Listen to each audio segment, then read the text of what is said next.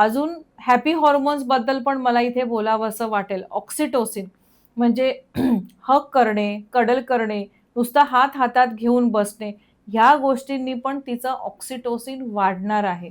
तर ह्या गोष्टी तिच्यासाठी करा.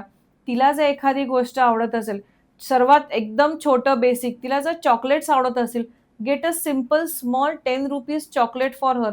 That is going to give her a lot of happiness. किंवा एखाद्या वेळेला तिला असं म्हणा, की "चल आय विल हेल्प यू." ती तुम्हाला कदाचित म्हणेल, की "नाही, आय एम फाईन." पण तुमचं फक्त हे विचारणं, की "मी काही करू का?" or just helping her to cut some vegetables or get few things from the market or keep plates on the table. या छोट्या-छोट्या गोष्टी केल्या ना, तरी तिला खूप सपोर्ट मिळणार आहे. तिचे हार्मोन्स आतून शांत होणार आहेत. तिची पण चिड कमी होईल आणि रात्री झोपताना तिच्या अँक्झायटीने झोपते ना, ते तिचं कमी होईल.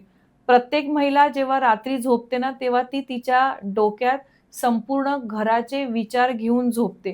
तिच्या डोक्यातच एक अलार्म असतो, की मला सकाळी ह्याला उठवायचंय, ह्याचा डबा करायचाय, हे करायचंय, ते करायचंय. So be with her, support her, की जेणेकरून तिला हा फेज सुसह्य होईल.